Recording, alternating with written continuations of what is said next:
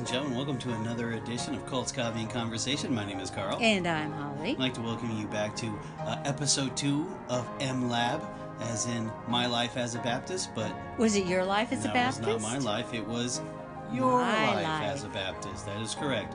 Now, if you're listening now and you have not listened to episode 1 of MLAB, do not listen to this. You must get the background. It's highly important that you do it in order, especially when it comes to this specific topic of the Independent Fundamental Baptists, the IFB. Correct? Yes. Okay. So first and foremost, we're going to go ahead and do our disclaimer. We are just regular folks. We are just normal people who go to work every day, and we are breaking down religious beliefs, also known as cults, or considered to be cults, or we are questioning if they are cults or not. This is for if you don't like it, well, there's always the unsubscribe button. But if you do like us, subscribe to us. Let us know how you feel by contacting us, first of all, on Instagram, which is Cults Coffee Con 1 on Instagram, and there's also Cults Coffee Con 1 at gmail.com. No, it's Cults Coffee Convo at gmail.com. Convo at gmail.com. And it's Cults Coffee Conversation on our Facebook. Okay. And on Twitter, it's Cults Coffee Con 1. So I got the Twitter right. Okay. Alrighty. Once again, this is for entertainment purposes only, but please give us 5 stars wherever you get your podcast, wherever you listen to. We're on Stitcher. We are on Anchor. Thank you, Anchor, for giving us the platform. We do appreciate that very much so. Wherever you can subscribe on your podcast needs, just go ahead and hit that little pink button or that little pink icon that is on your iPhones, because we know pretty much it's an iPhone world, and we're just paying rent. We're also available on Google as well. You guys ready to buckle up? Because this is going to be an interesting ride. When I mean interesting, it's very eyebrow raising. So, we're going to go ahead and get into it. Okay. My Life as a Baptist, starring Holly. So we ended last time with my exit out of high school, I believe. That is correct. Mm-hmm. Okay. At United Baptist Church in San Jose, California, we supported a missionary, Jack Baskin, and he returned from the mission field in Korea in 1967 because of health reasons. Our church was the only one to meet him at the airport. Wow. I didn't go because I was young and I didn't go. Our pastor, Larry Chappell, and Jack Baskin became very good friends because of this. After Jack Baskin's heart surgery and recovery, he went to Southern California and took a position of the Executive Vice President of Pacific Coast Baptist Bible College, also known as PCBBC. I graduated early from high school, and my plan was to go to Tennessee Temple University in Chattanooga, Tennessee in the fall. Since I had a semester to wait, I was going to go to the local community college. Well, Larry Chappell suggested instead that I go to PCBBC, which was located at the time in Pasadena, California, and where his friend, of course, Jack Baskin, was in charge. I loved and respected Jack Baskin, so I went to Pasadena. There was little time to plan, so in a few days, my mother and stepfather drove me down and dropped me off. I was 17 years old. Very young. It was difficult to adjust to college dorm life. It was very noisy in the old dorms, which used to be a boys' boarding school. Fun. There was girls screaming and running down the halls all the time, and no place really good to study. Gotta love dorm life. After a self-directed move, my roommate and I finally had some peace and quiet in a different building. Shortly after that, she left for home because she missed her fiancé. Oh, you quitter. Leaving me to fend for myself. Oh, yeah. So I wanted to tell you some of the memories of that semester. Please do. It was a long time ago, so these are my memories. driving back and forth to San Jose every other weekend because we missed our home church, and she, her fiancé. The I-5 just opened, so there were no services. That means no gas, no restaurants, nothing. What car are you driving in? Well, it was her VW Beetle. Do you guys have like a gas can or something? Since that's a far drive. She had a Porsche engine in that thing. So it went fast. It was efficient enough. We gassed up right before, like right around that Bakersfield. Mm-hmm. And then we went all the way up to right before the Pacheco Pass. Okay. Okay. There was no CHP and no speed limit. So we made real good times. And then a Porsche engine. Mm-hmm. Cleaning house for older ladies in the area and mainly doing like housework and talking with them. Hauling my laundry down and up a hill to the laundromat about a mile each way. There was no laundry services on campus. Having lima beans for dinner every night and complaining so hard about it. Now that I think about it, I feel bad about it and the poor couple cooking for us 3 meals a day. So you had lima beans for 3 meals a day? No, we had lima beans for dinner. And, look, we're kids. We're spoiled. Right. But they had a very small budget. I'm sure they had a lot of donated food or inexpensive food. They had to make the budget stretch. Right. Okay. Mm-hmm. And we were sneaking food from the kitchen after hours, which was a feat because we had to go into this big walk-in refrigerator and they had their apartment right there. So they were watching TV and we had to sneak by them without them hearing us. Okay, what did you steal out of curiosity? Oh, lunch meat, cheese, cookies. Ah, that is important. Yes. I was lonely there. One of the highlights for me was the chorale, which is the singing group, and it was led by Otis Ledbetter. Who's Otis Ledbetter? Oh, he was the music director, later became a pastor. He's from Fresno area. He and his wife, Christian educators. They're very successful. At the time, they were very young. I'm sure they were probably in their late 20s. Okay. And in the summer, I returned to San Jose, United Baptist Church, worked in the preschool. And in the fall, instead of going to Tennessee Temple University, I returned to PCBBC. It moved to San Dimas, California over the summer, so I was hoping for a new beginning. Cool. Different location, but not much change as far as the rules, courses, and difficulty fitting in with dorm life. Fun. Over a series of events, I ultimately went to Anaheim Baptist Church in Anaheim. Yeah, in Anaheim, California. Met my husband and was married the next year, not to return to the school. Quitter. Anaheim Baptist Church I was there. I was married by Larry Chappell. He flew down from San Jose, California to do the ceremony. And about a year, our original pastor at Anaheim Baptist Church, Frank Coleman, left the church when we were on vacation. We came back to see strangers entering the church building. We stopped to challenge them, and a man said he was the pastor. We disagreed with him, but then were told of the merge of 2 churches. It was heartbreaking. Wait a minute. Stop for just a second here. Merges of 2 churches? Yes. Okay, so in a 2-week span, 2 churches merged while you're all on vacation? Yeah, isn't that incredible? That's quick. Why the merger?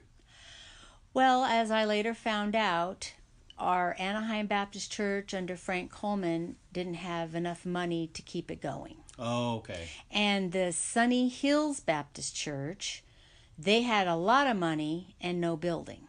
Ah, okay. So Frank Coleman decided to leave. He went down to San Diego with his family to start another church. And a different pastor that came out of a Baptist church, Central Baptist Church in Anaheim, they split off of them. They came over and took over the building and everything else. Okay.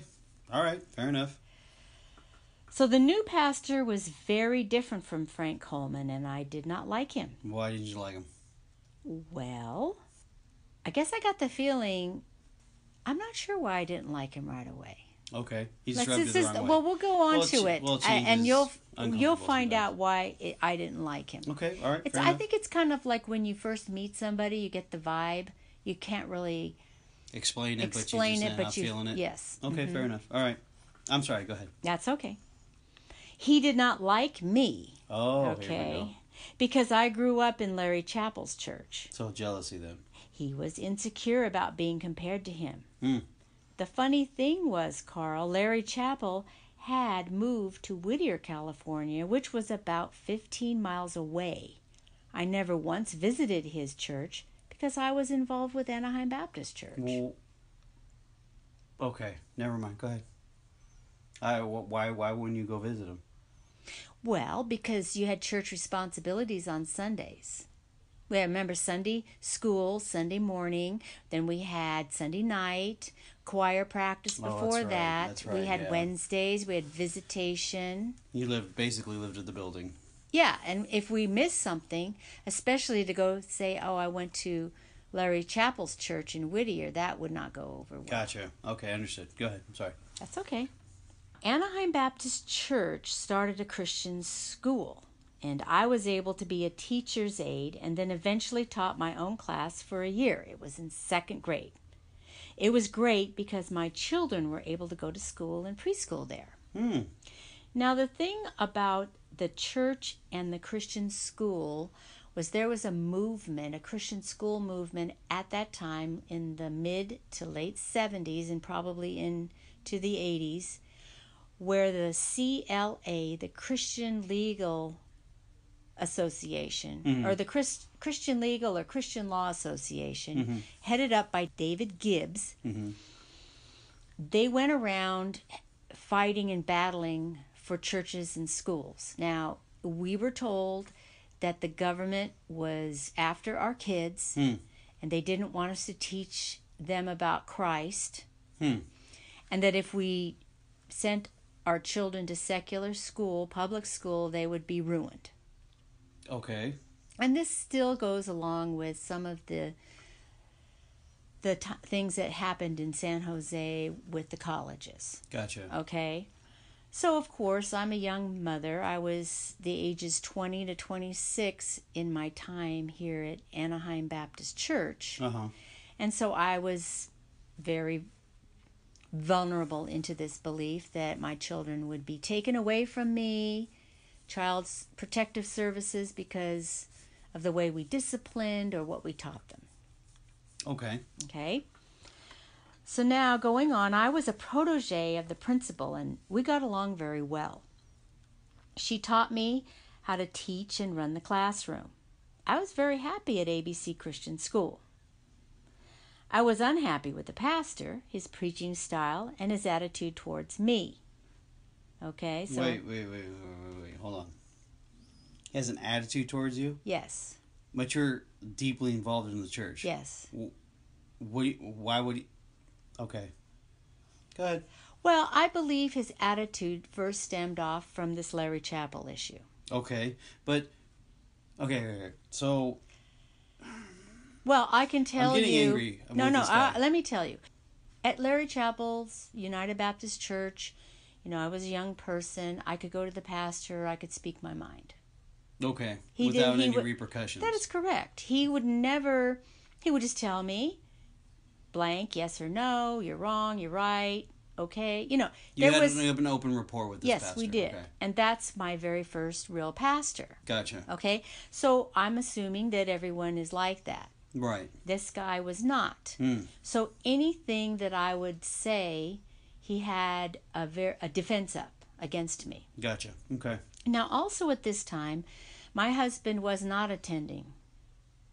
Okay. So we didn't give money to the church, okay? But you gave plenty of time and effort. Of course. The reason why my husband wasn't going was because of the spirit of the church, because of how the pastor was.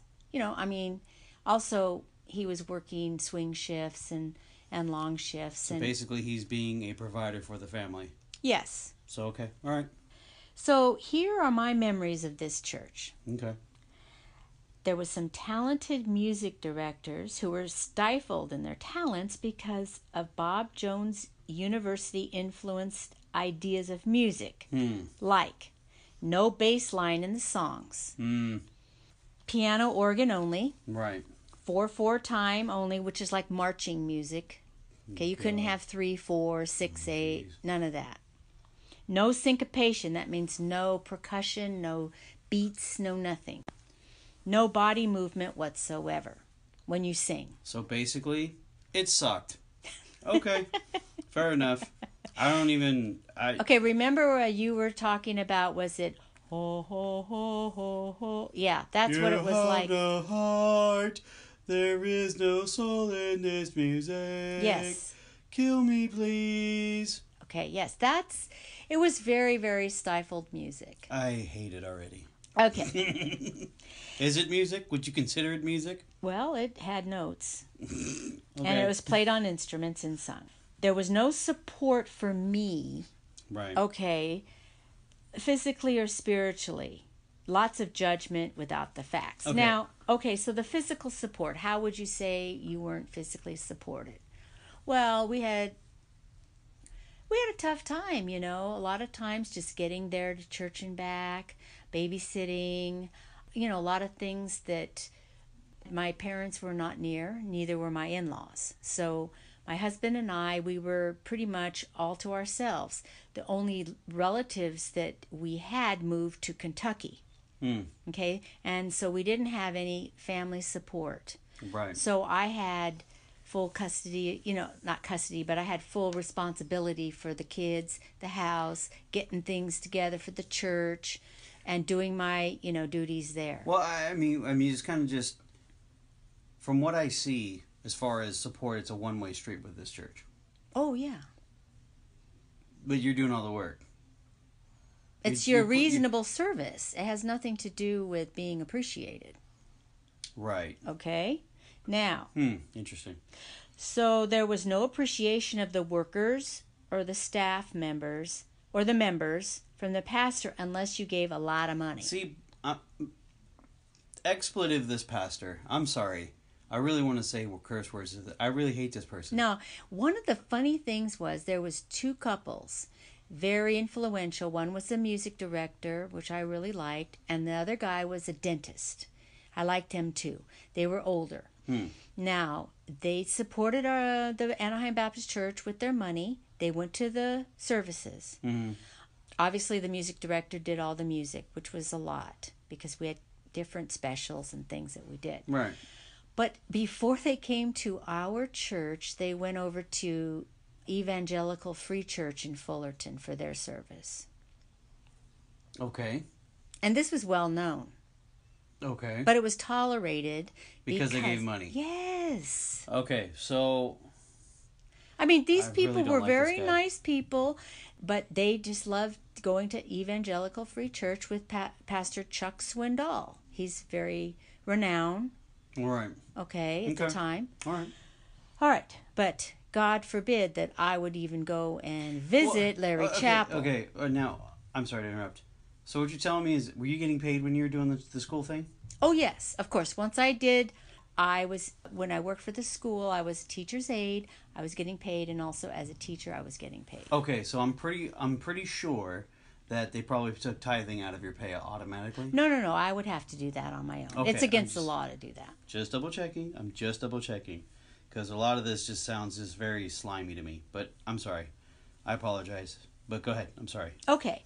Well, the other thing that I'll just insert is that at the time, a lot of people wanted to opt out of Social Security. And so the church and the school, because they were one unit, it wasn't separated as a different entities, they said, well, if you want to opt out of Social Security, you may. Now, the reason why, now I know why, they were trying to say, I don't know, they trying to say, well, you would just get a bigger check and you'll probably never get Social Security anyway. Well, the reason behind this, as I know now, is because when you work, your company, my company, we pay Social Security taxes. I pay a lot. But your employer pays for half of it. So Wow. in other words, you say if you pay for every $100 or whatever it is, they pay 100. Oh, wow. So of course this church school didn't want to be paying taxes. Gotcha. So instead they'd rather have you when you're older not be cared for. So they could save some money. I really don't like this place. Go ahead. Okay. I really don't like this place. How long are you with these people? Never mind. Go About ahead. 9 years. Oh, Okay. Oh, God. I was not valued at all and was ignored.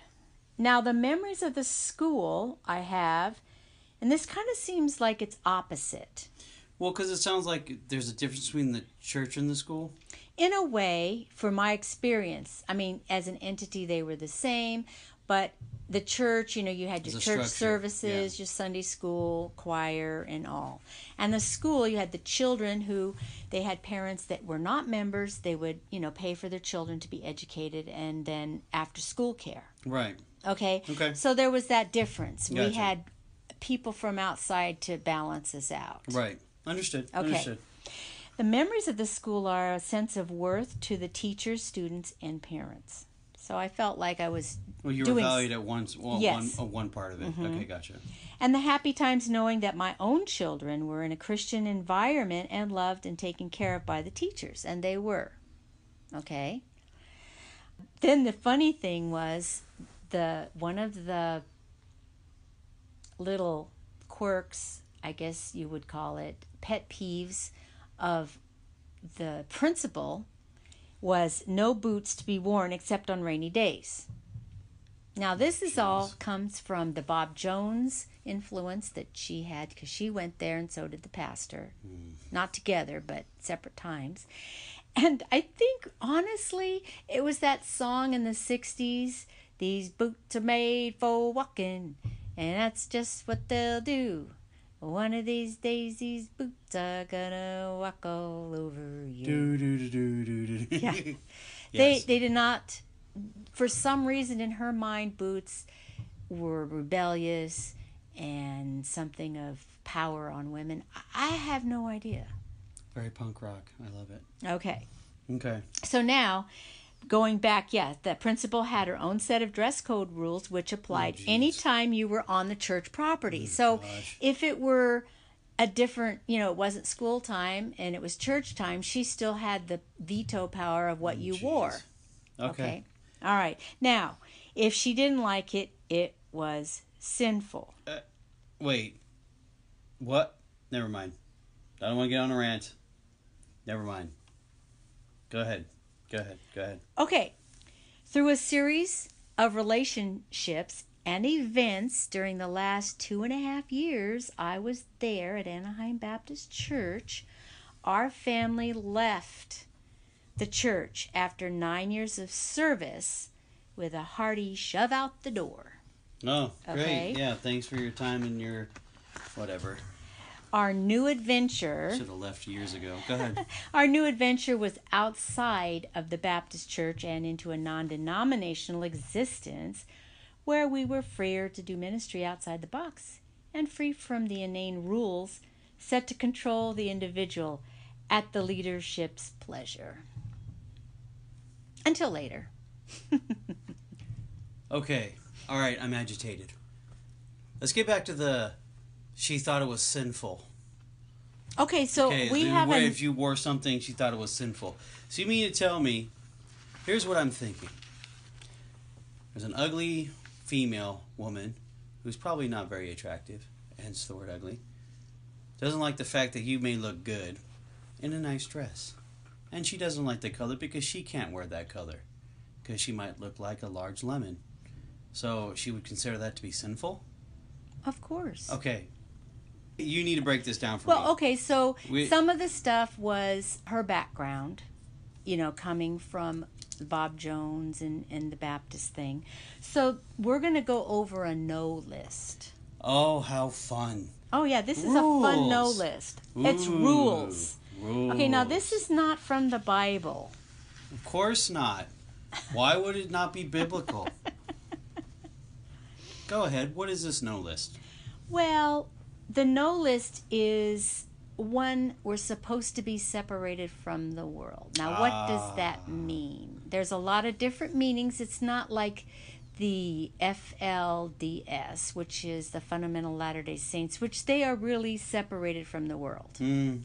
This is more or less, I guess you're just apart from the world. You're not doing worldly things, but what You're are in the worldly world, not of it, things? kind of thing. And there's a bunch of gray areas in that. Of course, there's gray areas, and So also based hence on why- interpretation of the Yes, person hence who's why doing the we can always disciplining. have this a moving list. Gotcha. Okay. Okay, we cannot be attached to any non-IFB church or not, and even a Baptist church that's not in our group. So wait a minute. So if it's not like the First Baptist, you can't.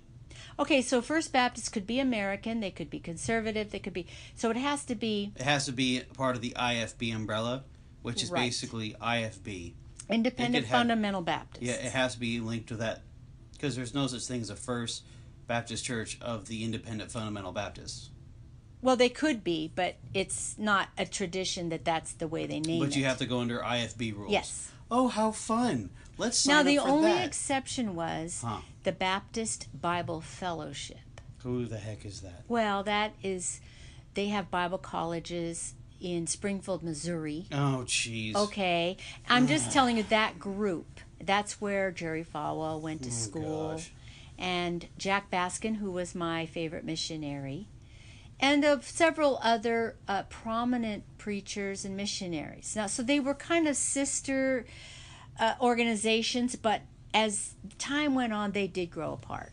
Okay. Okay, All right, no, so fun. back to the no list. Yay, the Now, fun list. no movies.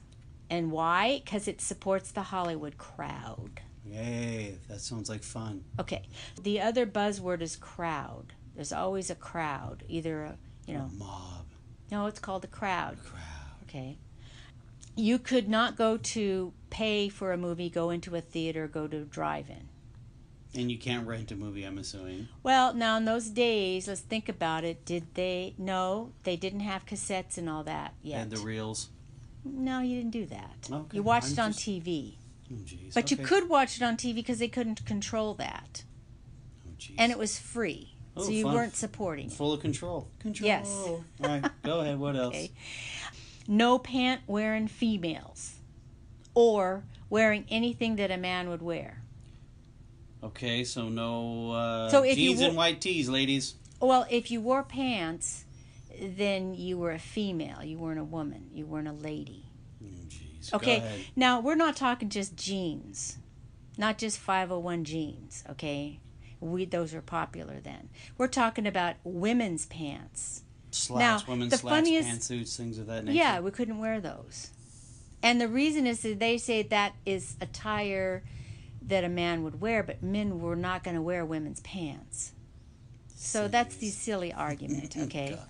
Okay, what else? Okay. No dancing. No, of course. Why would you have no rhythm in your music anyway? Okay, so that's pretty, Self-explanatory. yes, exactly. No Not playing. a shock there.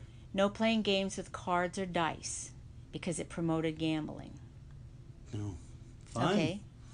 No rock music, of course. Of course not. The beat was sinful. This included Christian music with a beat. Now, at this point, Jeez. there was Maranatha music that was coming out from Calvary Chapel in Costa Mesa. This was very close to where Anaheim Baptist Church was, but it was called Contemporary Christian Music, and it was stamped evil. Oh. So we weren't allowed to Oh, how lovely. They sing stamped it, evil. or play it, or listen to it. Okay. They probably had their own albums at home. Go ahead. No mixed swimming, even with family. What? Never mind. Go Okay. ahead. No shorts or short skirts, of course. Yeah, sure. I bet they had And that's their for own men, shorts. too. Yeah, oh, okay. Go ahead. Go Okay. ahead. This is garbage. No alcohol or going anywhere where it was served. Now, the thing was no alcohol is pretty self-explanatory, but going anywhere where it was served was difficult because if you went to one of the restaurants that they didn't have Olive Garden in those days, but they had certain restaurants you would go and they would serve liquor. So Mexicasa is not allowed. Well, they didn't serve liquor then. Oh, okay. I'm sorry. But something Not a sponsor, by the way.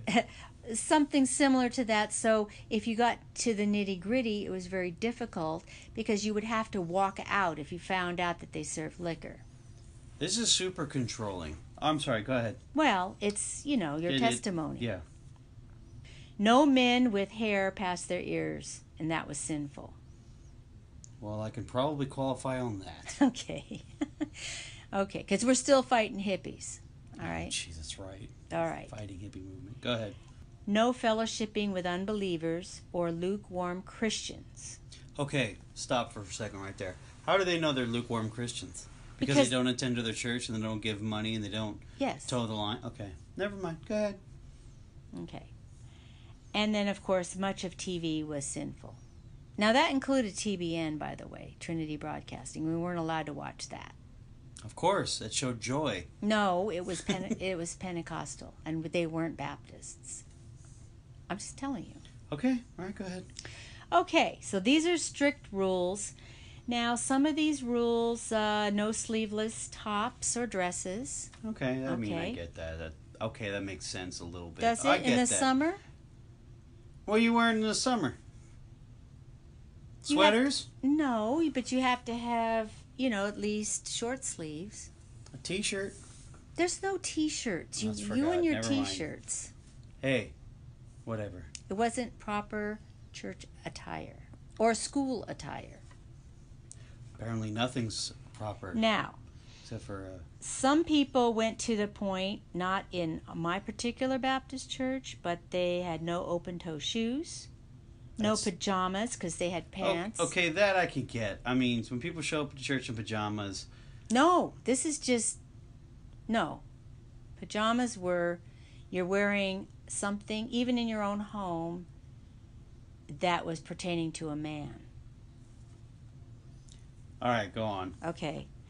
These rules were especially at a particular Bible college, okay? And this came out as you needed to put Band-Aids. Okay. You needed to put Band-Aids.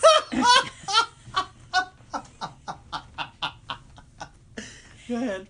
To hide certain parts of the female body on the top of your body. Okay, so basically... So they didn't show through the clothes. Oh, so Band-Aids in the nipples so they don't show. Okay, fair enough. I can say it. You're so proper. Okay, so... I'm sorry, go ahead. So rules became the religion. Okay, all right. Now, these rules... Okay. All right, stop for just a second. These rules are basically like you can't even breathe. You can't. Well, in a lot of high control groups, these are common rules. Okay. All right. In high control groups, it could be the FLDS, it could be other types of groups. Well, these are not unusual. But the like thing is, Jehovah's Witnesses. this IFB has this massive umbrella, right? At this point, yes. At this point, yes. Okay. What are these? Is like a memo or something that goes out to this? What? Who writes these rules and where is these things structured? I mean, that's a good question. Okay, the rules that got stricter every year came out of a pastor's school, and this pastor's school was held at the First Baptist Church in Hammond, Indiana, with Dr. Jack Hyles. Oh, how fun. So now what happened is every year he would have this school, and thousands of pastors around the country would come, kind of like it's like a pastor's conference, basically? Yes, and it was fun. Fun? Yes, it was fun because... Did they dance? Did they play music with rhythm? There was other things they did. What they would do is he would make sure that the church was at its best, of course, looking, the campus, the church. I get it. And everybody was in position to show everything off, all the ministries, the buses, the music, everything that they had. The peacock showing its feathers. Yeah, it was great. And they had exciting musical groups, speakers. Now, I want to tell you that the First Baptist Church in Hammond, Indiana, which Dr. Jack Hyles, was not like Anaheim Baptist Church. Anaheim Baptist Church did not have a bus ministry. It didn't have the fast music. it didn't go soul winning. We mainly went on visitation and we witnessed. So it was a little bit different. Now, did your pastor go to one of these? I'm not sure. I think he might have at one point. Okay. But we did have couple of assistant pastors that went one year. Ah, okay. And they relayed some of the tales of the pastor's school, and it was a great stories. But anyway, they would have an exciting program for the pastors. They'd do preaching, singing, having different things that they would do. They have a lot of times where they would, get them to surrender, to do more for the Lord, confess sin. But it wasn't just a drudge. I mean, this was something that was very exciting. The pastors would go and they would stay with church members. The church members would open their homes, and they would invite them to come in, and they would spend time with the families. Okay. Well, it's a luck of the draw. Sounds kind of fun, I guess. It does, but it's the luck of the draw. One of our assistants ended up going to a very poor home, freezing with no food. And the car that picked him up had all these old McDonald's, wrappers, and it stunk. Now, this is in March in the Chicago area, so it's freezing. Right. And then somebody else it's a journey. got a lucky draw because they got to go to a deacon's home, and they had, it was a nice home. 5-course meals. Yes, they did with no music playing. They had just hymnals. They had a really good time. Right. So it was, like I said, luck of the draw, what you're going to get. Right. By the way, before we go any further, I'm enjoying my coffee. We forgot to mention what coffee we're drinking. What coffee are you drinking?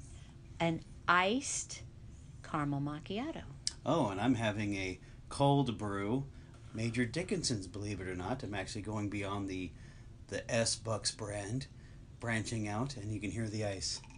That's what I'm drinking, folks. Sorry, we forgot to add the coffee part of our cult and conversation. But go ahead, I'm sorry. You were saying. The main focus, though, of course, was Dr. Jack Hyles. He Right. was the leader of the IFB movement at that time. Of course. He was a fundamental man. Ooh. Okay, and he was a champion of fundamentalism. Wearing the belt strong. Now, the pastors admired and taught whatever he taught, even if it was wrong. Now, our pastor didn't, as far as I know, because he was a Bob Jones guy. So the two assistants that went to this went with some other people in the local area and picked up some people on the bus on the way. So I think it was a little bit of a rogue trip that they went on. Right. Okay. He was feared, meaning Dr. Hyles was feared and revered. And if not, they would get reproved from the pulpit by name. Okay, I have an issue with this. Well, who the heck do you think you are to do something like that? Well, because that's a bold thing to do.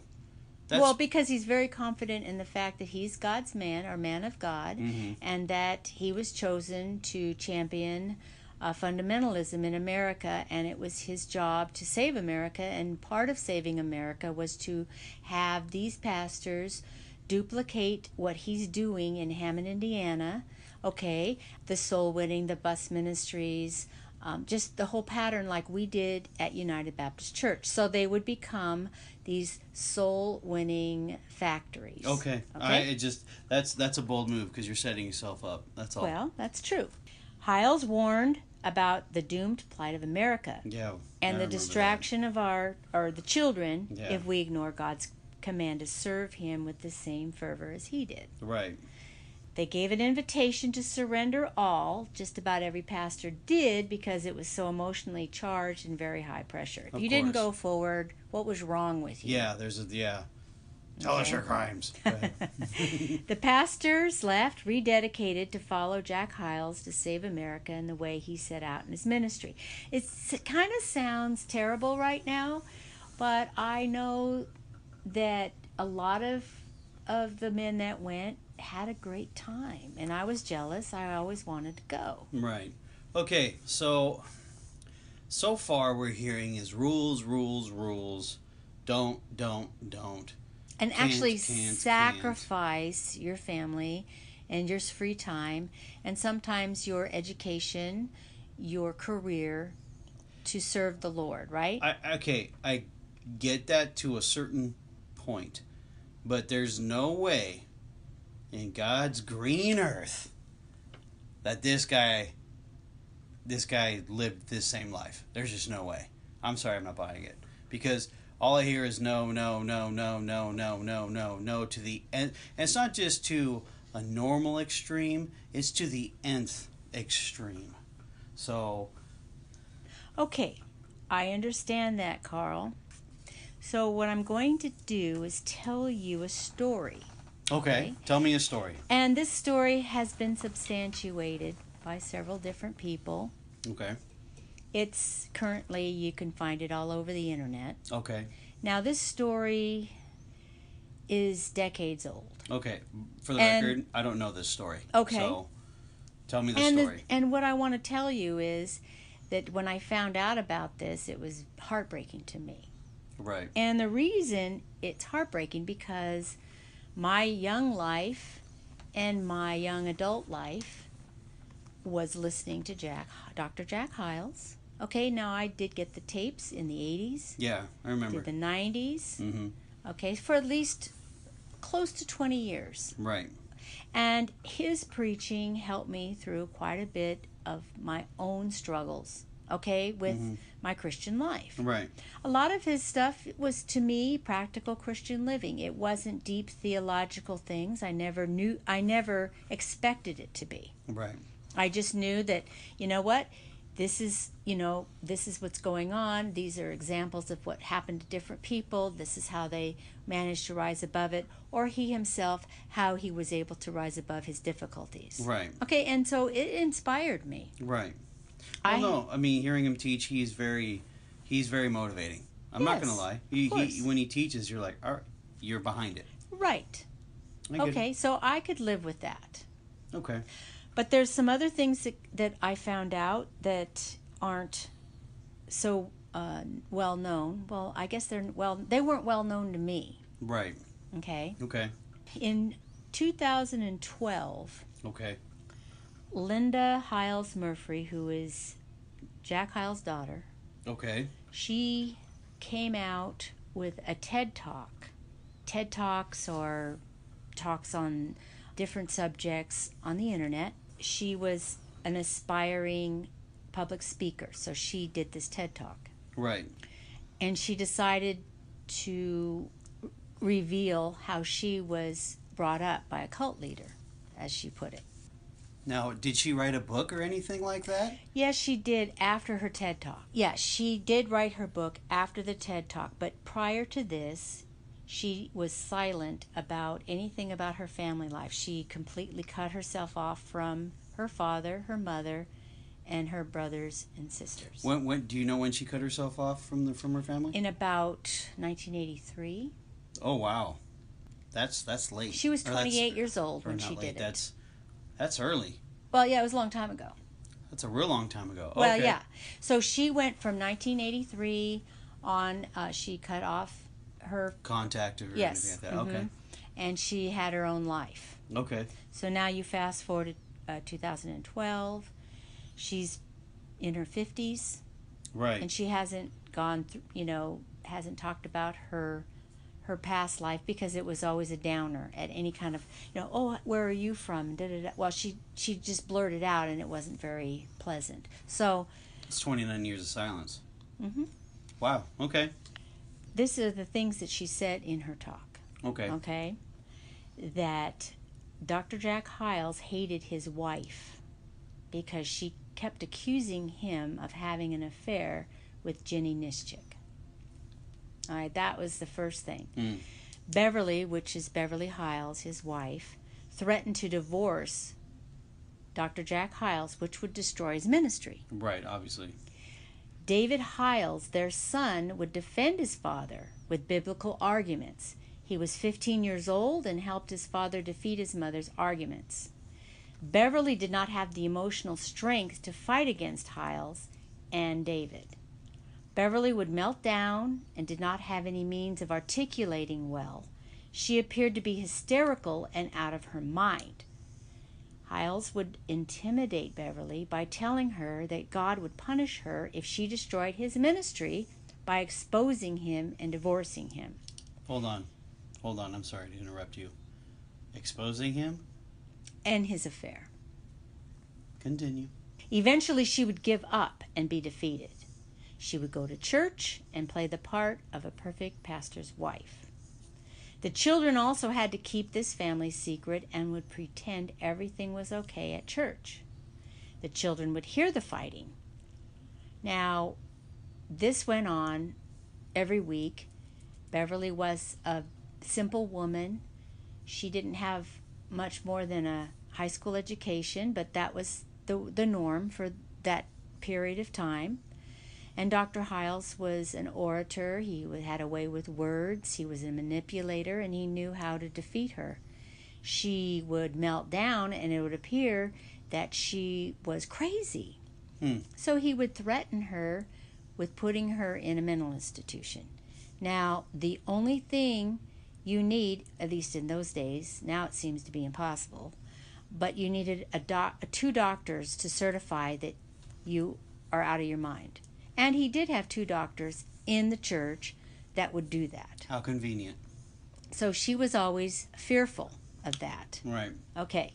Of course, the children, David was 15, Linda was like 11, and Cindy, the youngest, was about 10.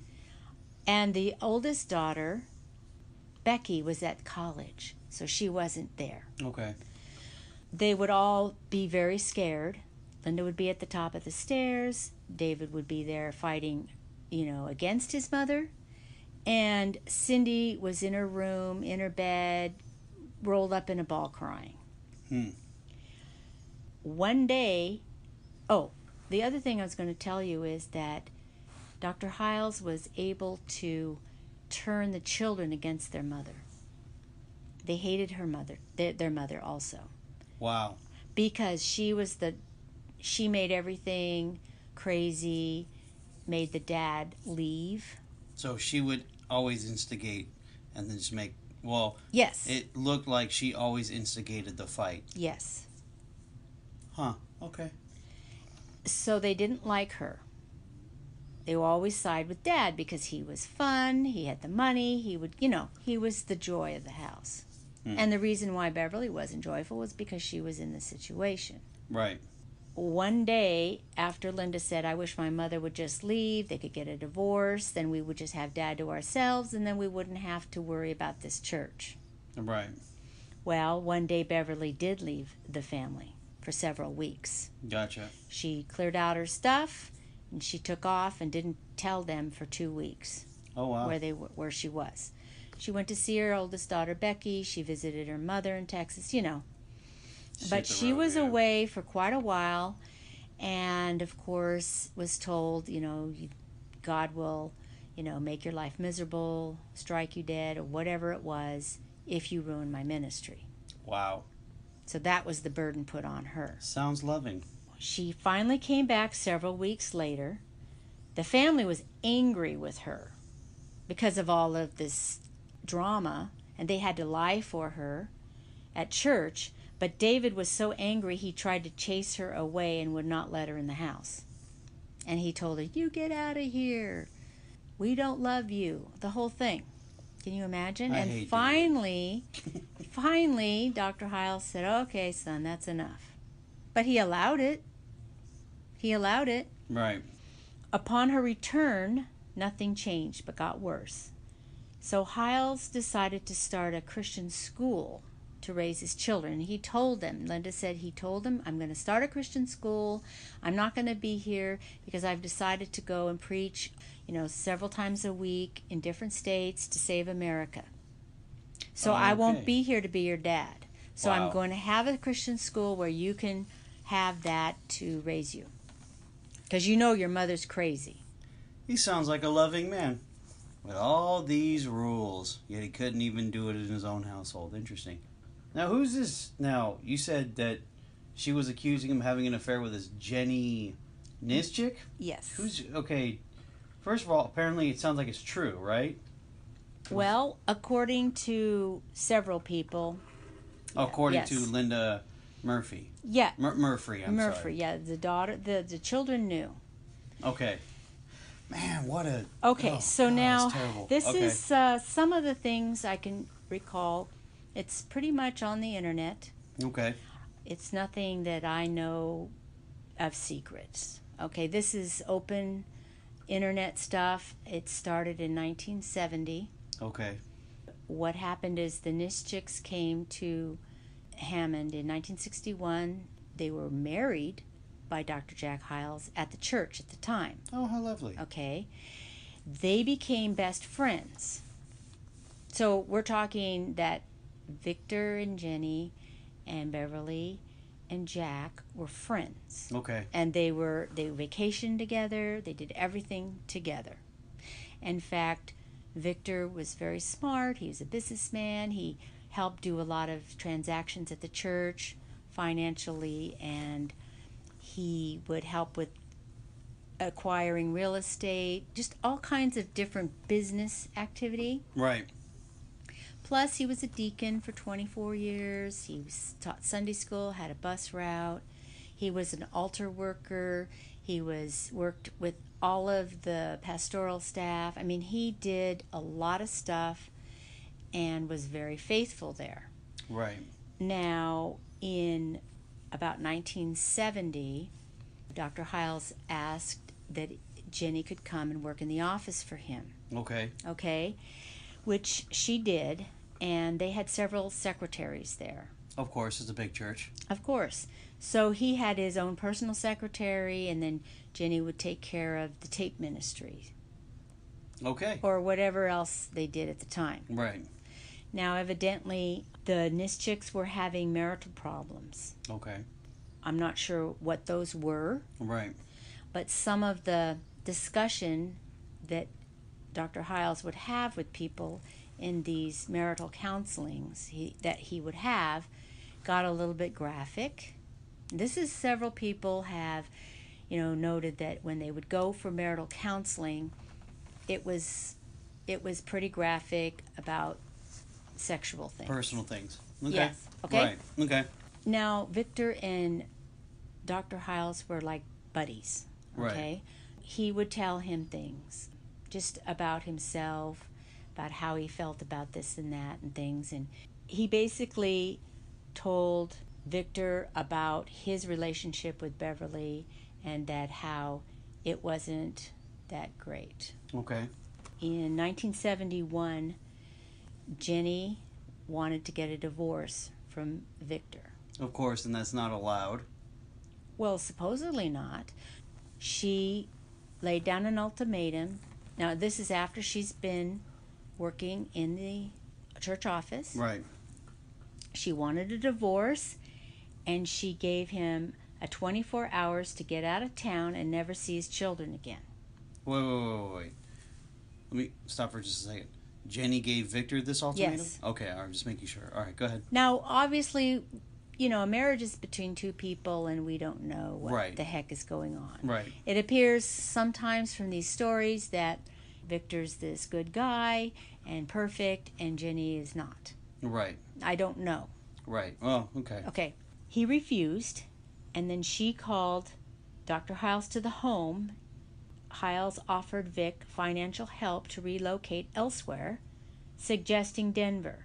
Okay, hold on. So I can just kind of put this piece together. She wants a divorce.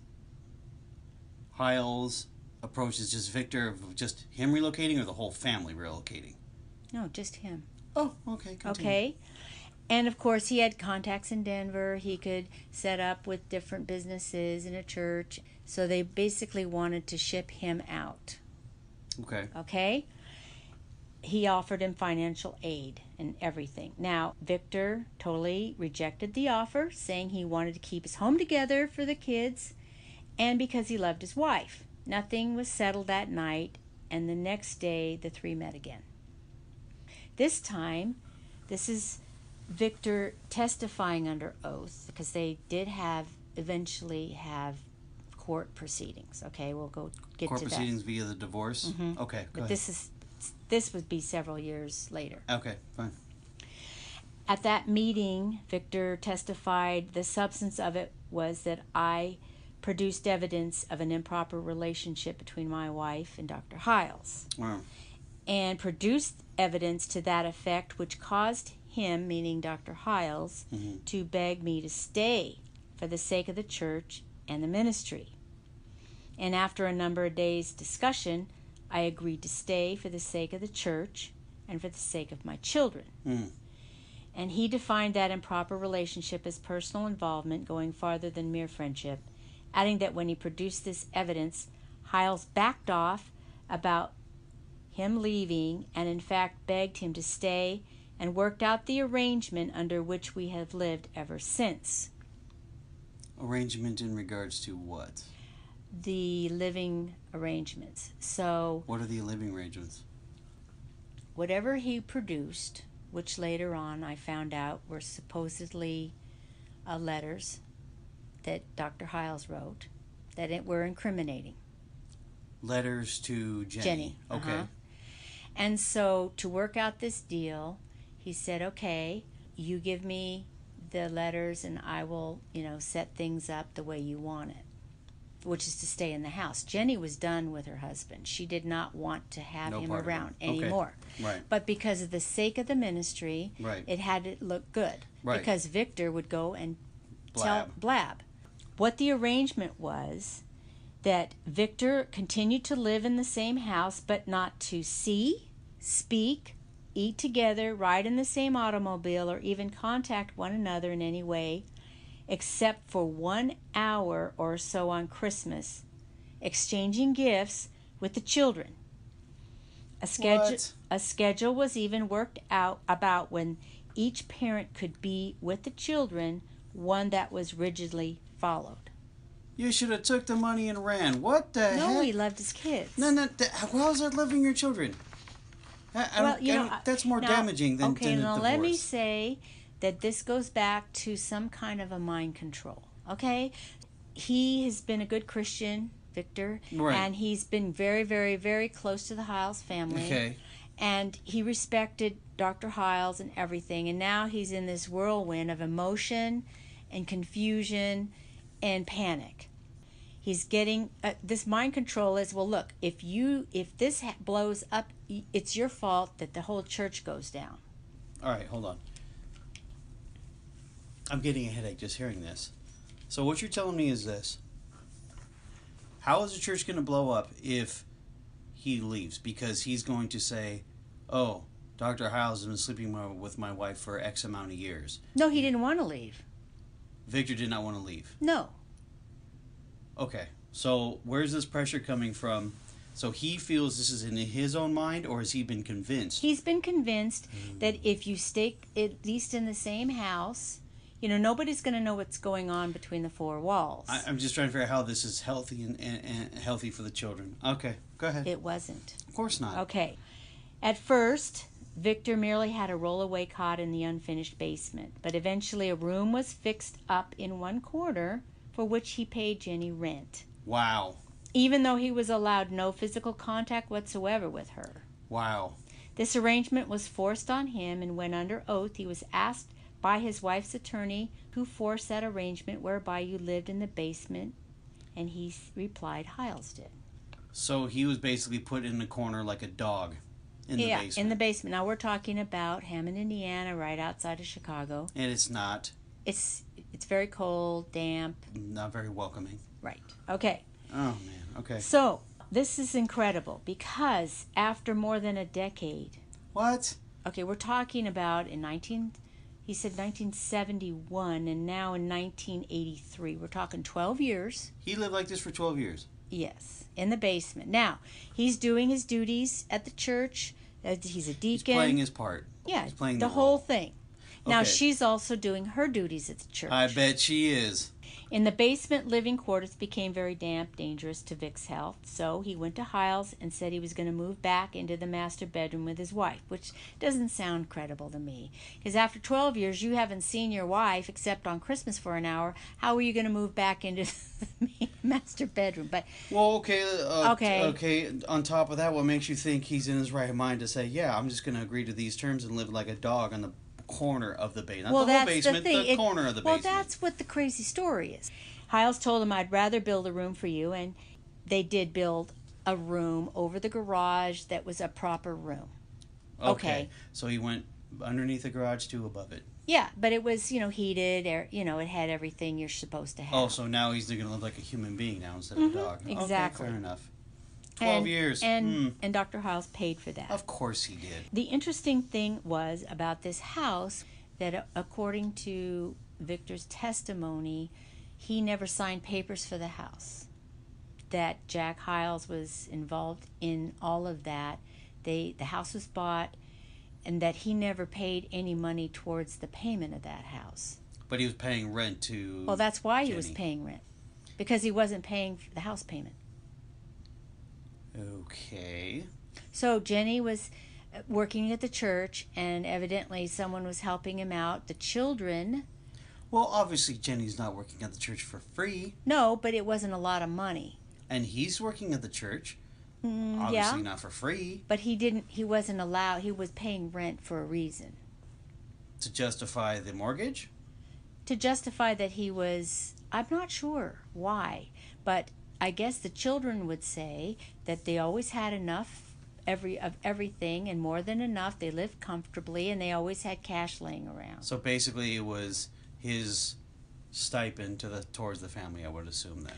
Well, no, what I'm trying to say is Dr. Jack Hyles would drop money off. Ah. And would also pay for the tuition of the children at this Christian school. He didn't want Victor to do it, but he told Victor instead to sponsor a few bus children in the Baptist City School. Oh, okay. So, but there was some kind of a trail that they were going to try to, if they ever had to, prove Backtrack it. He said, well, he wouldn't pay for the tuition for his own children. I did. He didn't pay the house payment. So he set up to make Victor look like a scumbag. Yes. Oh, but yet you can't wear strapless shirts. Okay. Okay. All right. A few years later, when Victor again demanded that Hyles terminate the affair with his wife, Hyles ordered Jenny to file for divorce. She did, but when Hyles realized that Victor planned to put him on the witness stand in open court, the former met with the attorneys on both sides and unilaterally negotiated the terms of the divorce settlement. Now, it appears that this happens a lot, that Dr. Hyles gets involved with them and he negotiates. Like, he negotiated the house without Victor signing. He actually had the house papers. He said, I never signed them. Okay, and now with his own divorce. Good move, Victor. Well, the thing is that Victor probably pushed for this, knew it was going to happen, so he could get Hyles in open court to testify. Right. And it kind of trying to flush it out. Yeah. They did do some depositions. Of course. Okay. So at least it's on. There's a trail there. Yes. They went through all of this, that how, he lived separately from his wife, the whole thing that we just went over. Mm-hmm. Victor decided that he wanted to bring this to the attention of the deacon boards. Now? Yeah. A little late, homeboy. In 1985 or 86. Well, okay, now remember, not to defend him, but he's under some mind control. He's doing it for the greater good. The greater good. Okay, and he's doing it because he doesn't want to damage the ministry of God. So when you have that big of a thing going on, who wants to become the blame? Now, really, he wasn't the blame in the respect of how he's telling the story. It was Dr. Jack Hyles. was in blame the whole time. Well, right. And during this 12 years of him living in the corner like a dog, and I'm going to continue to say that because that's what it was, he's still having his fun with Jenny while he's driving his wife crazy. Correct. Destroying his own home. Yes, and he's threatening his wife with ruining the ministry, threatening with mental institution. Vinny with or Vincent. What is his name again? Vinny? Victor. Victor. I'm sorry. I apologize. Victor with the same thing. Mm-hmm. But it has to be under that control. Because of this, Victor's children knew about it. Jack, I think his name is Jack also. Oh, Jack gosh. and Jenny, okay? Mm-hmm. They knew what was going on, and one of the things that they did was she got a brand new car every 2 years. Oh, who paid for that? Okay, well, the church paid for it. Now, evidently, she got a really cool little car, and she did that for several years. Now, when things were starting to get a little heated, he started getting the other 2 secretaries' cars too. Wow. Okay, the other thing was the way that the offices were, I've never been there, and it was trying to explain it, but I think you had a main hall. Gotcha. And then you had offices. Now, Okay. each office had a pass-through door. Okay. So you didn't always have to go out to the main hall. Okay? Okay. They were connecting rooms, basically. Yes. Okay. Jenny had a connecting Doorway. doorway to his. Oh. And at that time, all the other ones were blocked up. How convenient. Okay, so nobody else could come in Of to course Dr. not. Hyles or Jenny's How office. convenient. To hide the fact, on Dr. Hyles' side, they had paneling, and it looked like some kind of a wood paneling with a secret door. And on her side, they had like some drapes and a shelf. Okay. And just going in there, you wouldn't notice Yeah. it. It's open or hidden in plain sight. Right, but Gotcha. But people didn't know about it Right. because they worked there for a long time, and they knew how things were originally laid out. Yeah. Now, there's also another very damning thing was called the Little Red Light. Oh my God. What is the little red light? Well, on I the can only phone, take a guess. on the phone, when the little red light was put on, either Jenny's phone or Dr. Hyles' phone, then Mrs. McKinney, none of the other secretaries, nobody else in that whole office, nobody could go in there. Nobody could go in there. But Mrs. McKinney knew what was going on. No. But she just knew that the red light means don't come in. Don't come in. Okay. And now we're not talking for 15 minutes. Of course not. So sometimes it would be on for 8 hours. Dr. Hyles had a nice office, and he had set it up kind of like, where you have living room furniture and a desk, and, it had all the conveniences. It had a little kitchenette. It had a bathroom. It had everything in there. Fold out sofa bed. I don't know. I'm just. But yeah. the thing is they had that little red light. Now, there's a couple of incidences that happened that were reported. One of them was that the bank president of the local bank that they did business with, loans and such, came to make a little social call. Right. And wanted to say hello. And I guess Mrs. McKinney or one of the secretaries thought it was really important, for him to see. Well, yeah, it's the guy who's loaning the church money. Yeah, it's very important. A little bit of high importance. Well, yeah. the red light was on. Uh-oh. But she did interrupt. Uh-oh. And nothing was going on, evidently, because that wasn't the issue. The issue was that Dr. Hyles just railed on her for interrupting with that red light on. Wow. Okay. And the other issue was one time Jenny's daughter was out in the playground. She broke her arm. And she needed her mother to come and take her to the doctor, that's the that's a hospital. legitimate emergency. Well, the red light was on. Oh, goodness. And they waited. They had to wait. Oh, jeez. It was 5 hours. Oh, jeez. So the poor little girl is waiting for her mother. Okay? So this, these are little things. I'm sure there's a massive amount of things. These are, just a few, and you might say, well, they're gossip, they're this, they're that. Well, it's pretty much documented on the internet with names and, there's times subpoenas and there's all of this stuff. And where there's smoke, there's fire. Where there's so many stories coming out and coming out, it's not just one story. Right. Okay. Now, basically basically the affair with Jenny's absolutely confirmed. Well, yeah, and now we're going through from 1970, maybe even actually before that. And one of the other things that happened is, I didn't realize this until I read it, that Dr. Hyles had taken a trip to Hawaii in 1970. Okay. Okay, and he took Jenny and 3 other women and not his wife. Weird. Okay. And then one other thing. This is a vacation? Yeah. And the other thing was that he had bought a cruise for all of the staff members in 1970, 71 or something of that nature. And they were husband and wives. They all went on a cruise. And Jenny was in charge of, kind of like the activities director. Right. Every evening, she and Dr. Hyles would go and talk about what's going to happen the next day. Oh, I bet.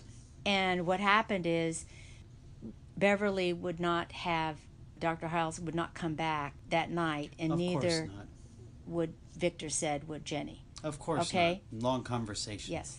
These are kind of disturbing things. Yes, extremely disturbing. Of course, that's one of the persons I want to talk about. Obviously, it's pretty much confirmed that, yes, he had a long-standing affair.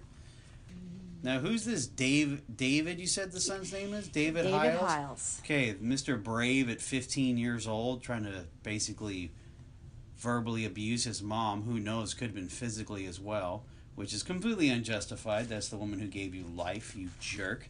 Well, remember, his father turned them against their mother. He's a jerk, too. David Hyles. Yeah, let's talk about David. Oh, lovely child. So now David Hyles, he grew up basically without his father's support emotionally, spiritually.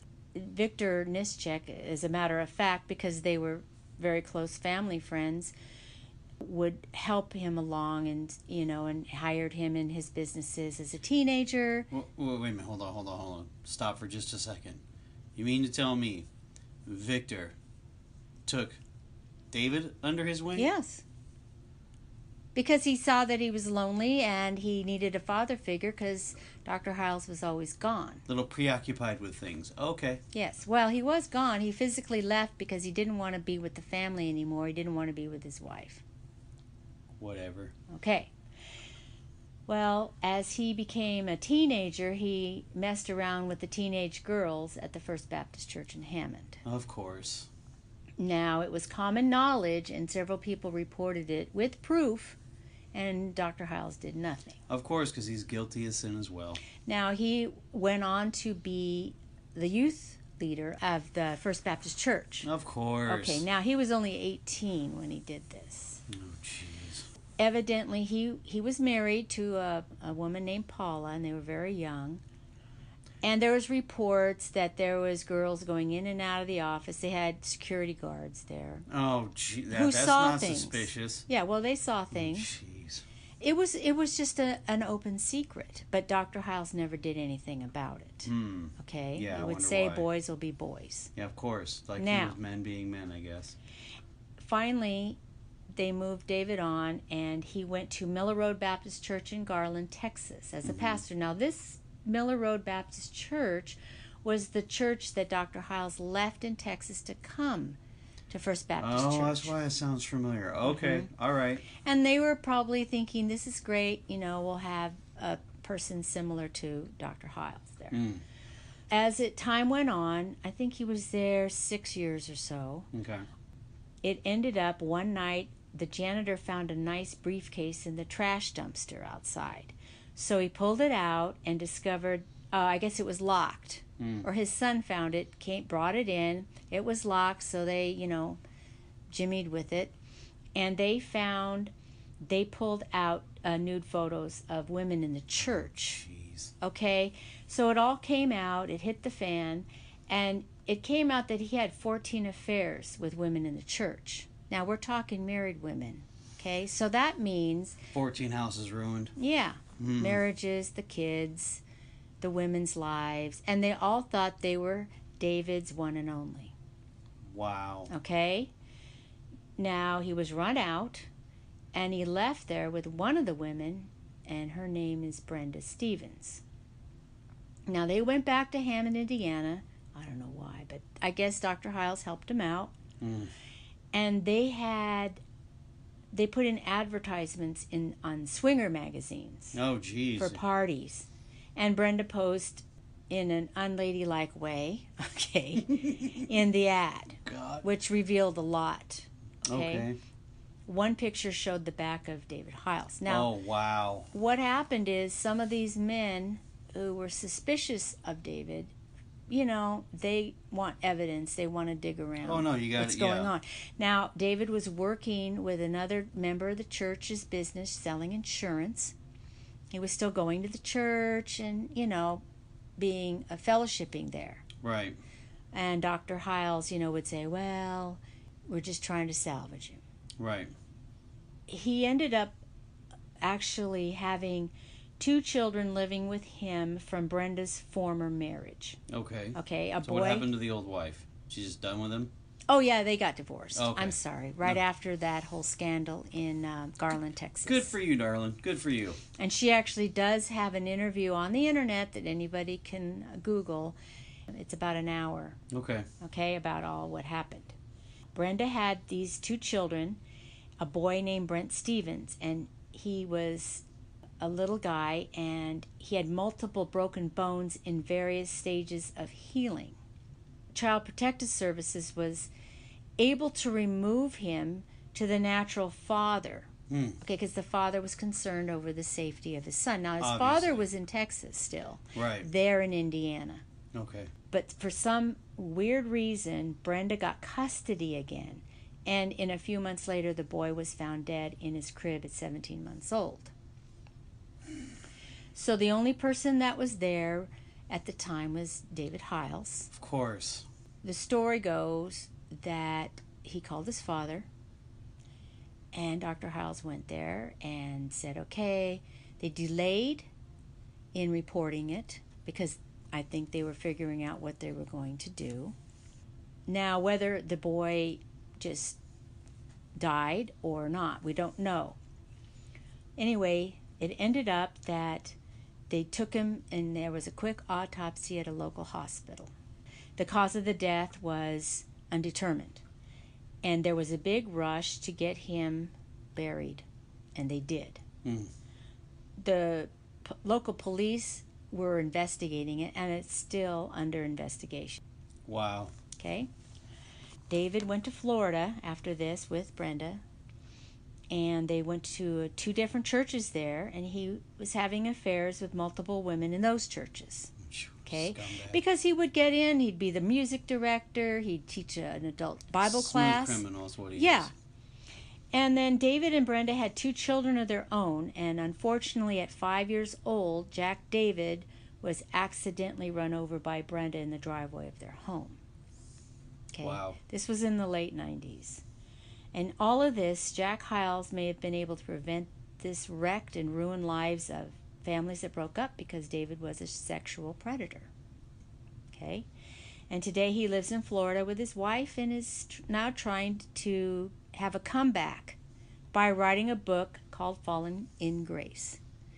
And he does a blog, and he just tells everybody that, the past is the past and that kind of thing. Yeah, okay. Sure, whatever. So that's David Hyles.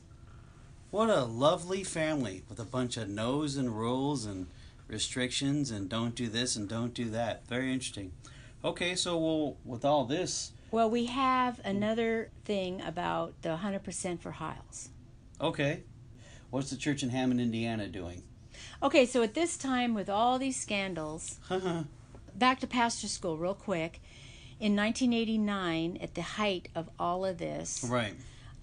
After David had, ruined Garland and everything, there were several dissenters of Hyles. You think? Yeah, they got together. They were smart people. They were lawyers and things. And, of course, one of them was Victor Nischek. Right. And another attorney named Boyle Glover. They had written books and stuff. Well, they decided they were going to publish a booklet. And they put all of this incriminating evidence in this booklet of David, Brenda, and what they were doing. Right. Okay? Okay. And they finally flushed out the fact that Dr. Hyles finally had to admit that his son was like this. Before he would not. See? And now we didn't have internet at those days. Damage is done already. Well, Damage I has know, been done. but he said, "Oh, you know what?" Jeez. He totally discredited his son, say he was bad, and he would prefer people not to take that booklet because it was pastor's school.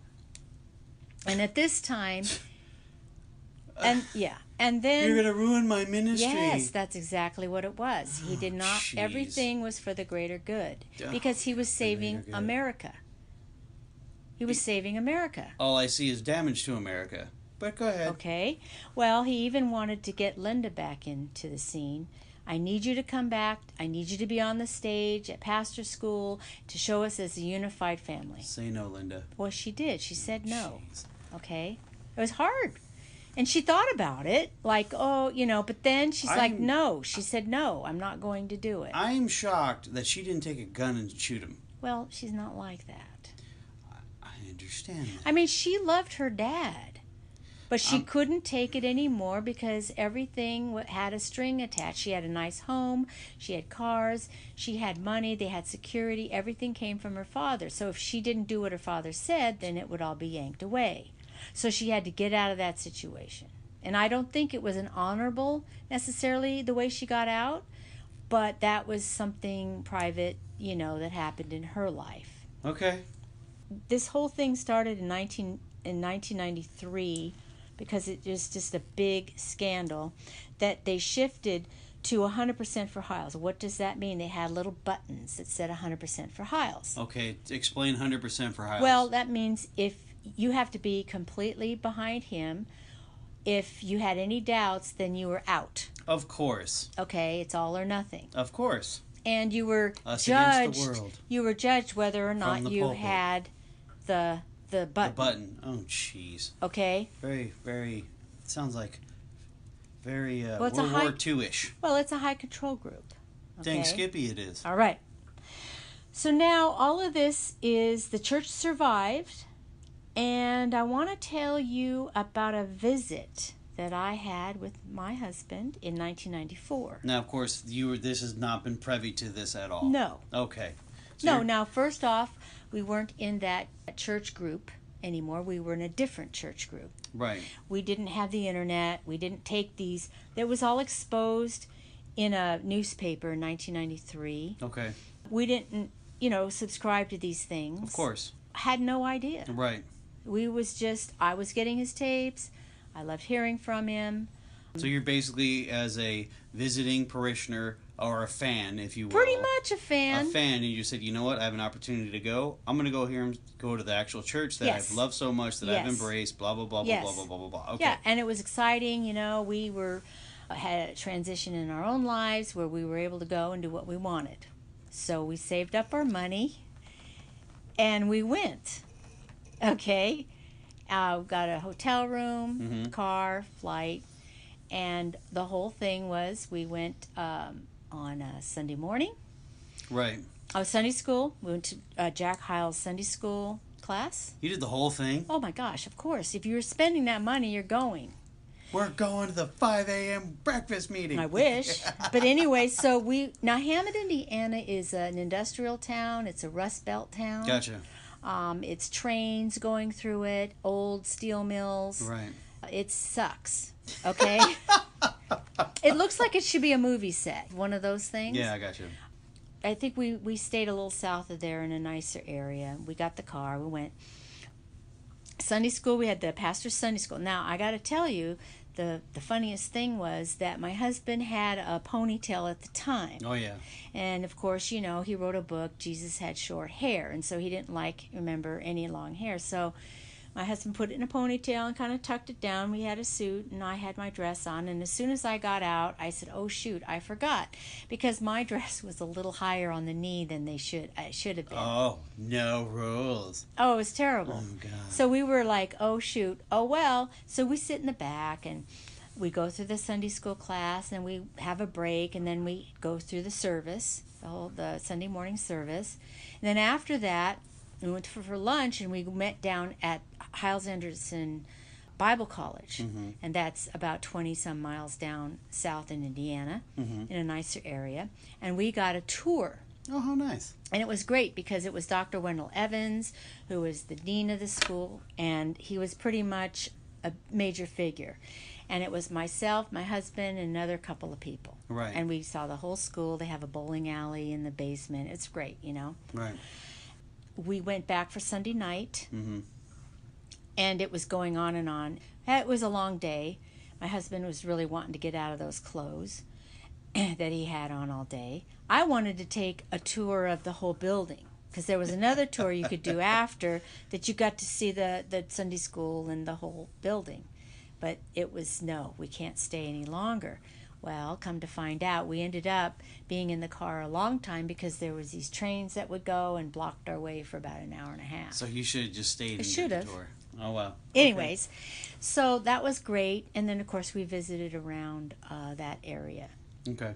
All right, so now you went to the church. Was it packed? Was Yeah, it empty? it was okay, packed. So it was packed. They so had the church, all things. Yeah, it was so intact. basically it was business. Yeah, of course, 100% for Hyles. Yes, business as usual. Now, question for you real quick. On the tapes that you were receiving, did they talk about 100% for Hyles or no? They may have. They may have? Okay. Well, Now, it's been a some while, of those so. tapes I lent out and never received back. Hmm. So, and I didn't know why at the time, and it was probably about 1989.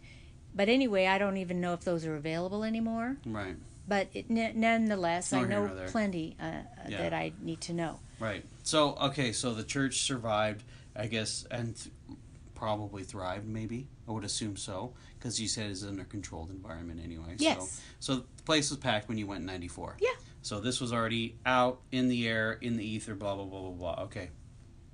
So let's move forward. So the church continues to go on. And then Oh, yes, and then we had talked about how you had seen Dr. Hyles in Long Beach. We did get to meet Dr. Hyles in Long Beach, Okay. which was really, I mean, he's a good speaker. Right, and so then, of course, that was, years go by. And then what happened was, by chance, the internet was online, and I don't know, I was looking at their website. Right. And it was sort of an unofficial website because they're still very primitive in those days. It was in 2001, and it was early February. Mm-hmm. And a particular person doing this website was putting these little messages up there, like a little blog. Mm-hmm. And it was saying how Dr. Hyles was ill and he went to the hospital, all these things. He had surgery. Yeah. He was kind of giving us a blow by blow, so blow. I'd go and check it all the time. Right. And I was like, oh my goodness, And so I told my husband, I'm like, oh no, and so I kept close watch, and then he ended up passing away from heart failure after surgery on February 6th in 2001. Hmm. I just told my husband, we just looked at each other and we said, I said, well, they're going to have 2 services, and one is going to be for all the out-of-towners and all of the Hyles-Anderson College students, okay? Right. And then the second service is going to be just for the church the church itself. Right. So I said, let's go. So he said, yep. And so we got it all together. We got the flights, the hotel, the car, and we went. Okay, So the first thing is we, drive up there because it is like what they had set up. Now, this is February. Cold. Cold, okay? It's cold now. We went to the church because he was lying in state, like the president would be. And so we went, and there was flowers. Good okay, Lord. There was no more flowers left within a 25-mile radius because they were all there in the building, in the sub-buildings. He was there, right below the pulpit in state. So everybody would get in a line like you would, like when Nixon passed away. Yeah, I remember that. Okay, Reagan. We went right by him, and we were in this big building, and we're like, okay, it's probably like 8:30 in the morning, maybe 9. And they said, okay, well, the services start at 7 for the out-of-towners that night. So we said, okay, well, what are we going to do? Well, long story short, we discovered that people were mapping out their seats already and saving seats at 10 o'clock in the morning. Of course. So we said, oh boy. So we went upstairs, we mapped ours out because down in they'd already reserved all of the bottom part. Of course. So we went upstairs, got 2 chairs, or we didn't know, we were in a panic. Now, there's no food available by the church. There's nothing. It's all industrial. Maybe now there is, but at the time It wasn't. there wasn't. We had to drive like 5 miles to a Jack in the Box. Oh, I know. And we had to, or it's something of that nature. Right. And we couldn't eat in the church. Of course not. You're not allowed. No. So we had to eat as much as we could. Right. We couldn't drink none of that, you know. So we ate, and it was like 10:30 in the morning. So we were like, hurry up, us. We're eating, go there, eat. Well, we brought up eating in the car, you know. And then we ran back in and got a spot up in the balcony, okay? And it was where we could see pretty well. We sat there. We had to save our seats, and we probably sat there 10:45, 11 o'clock in the morning. Oh my God! And we had an 8-hour wait. Holy crap! The good part was that original plans where they were going to clear out the building at a certain time, and then everyone had to come back, but they would have to wait outside. Beverly Hyles said no. These people came from very far away. Thank you, They're Beverly. not going to stand out in the cold, because she knew they would have to stand out there for hours, because Bless she your had to little put heart, your Beverly. Yes. So she had them all come in, so we got to stay in there. That's awesome. So we were there, and the neatest part was that we were very quiet, and people forgot that we were strangers. We just became like furniture. So all around us, the people that knew him and this and that, they were talking about stories about him, about inside information, not bad stuff, but just stuff, and how this experience and that experience. And we just sat there quiet, reading our Bible, pretending to read. We'd hear all, they were like right above us, and they just didn't even notice that we were there. They were just talking. And then I would walk around all over the place, just listening, viewing. You know, we didn't have Facebook and video stuff in those days. Right. You know, probably weren't allowed to have it in there anyway. Yeah, probably not. But it was very cool in that respect. But we waited and got through the day with no food. It started at 7 in the evening, and it was packed. They had overflow rooms. I go, I didn't come all this way to go to an overflow room. Right. No, you bite the bullet. Oh, yeah. By the way, the other thing I forgot to mention was they had this big mural that was outside on another building near the main sanctuary. Had a big mural of Dr. Hyles and Beverly up there. And all the college girls, we didn't even go into this, but all the college girls got there and they would sing a song to him. And it was at that point I didn't know any of this other stuff. Right. And I'm like, well, see, now I'm jaded now because I'm hearing this, and I'm rolling my eyes. I know, but you're killing me. I understand. I get it. It's their rock star. Yeah, it was their rock star. They did he would do things with the college girls in kind of like a college girl dad night, and they would have activities and fun, and he'd buy pizza, and they would do silly things. Right. Okay. And so the girls He's there, a beloved figure. Yeah, they would sing this song. I'm like, even then my eyes are going, I don't know about that. But, you know, let that go. It's their culture, their church. Their culture. Well, it was. So I just let it go. Yeah, we went through the whole service. Now, the neat part was they did videotape both services, and they had the cassette tapes, which I bought. You know, I did that. The one is on the internet. The one that I was in, it's on the internet. It's the Hyles Memorial. There's a Hyles Memorial, Hyles Funeral. Now I have a question for you. Did you actually go on that and look for yourselves? Yes. Did you find yourself? No. Oh. No, we were right out of the camera view. Okay, that's fine. It was just interesting who wasn't there. There was preachers you thought, well, should be there, and they weren't there. Okay. You want to expound on that or no? No. No? Okay. It was a great experience. Right. I loved every minute of it. Right. Obviously, I didn't know any of this stuff. Yeah. Until I would say I probably started discovering these situations because the internet was now, you know, robust. We're talking past 2001, 2, 3, 4, 5. I'd say probably about 10 years ago or so. Maybe. Right. Well, that's deep. Okay, so he passes on. He's not the only. Unfortunately, he's not the only character. In this story. What happened is, and this is going to be part 3. Yes. We're going to talk about what happened after the death of Dr. Jack Hyles Mm-hmm. and what happened, and expound on that story. Yep. And well, once again, I do appreciate you opening up to this. And of course, this is, we're basically kind of opening up a Pandora's box with your foundation. Yes. Of your belief system, and I do appreciate it, and I hope the listeners appreciate it as well, because I do. I know it's very hard for you to talk about all this stuff. Well, it's always disappointing to have a fallen hero like that. The thing too is with all my heroes, every athlete I ever looked up to were just terrible human beings, except for one, Bo Jackson, yes, but the rest of them, I mean, they were just drug addicts, or they're still, some of them are still alive now, and they're just jerks.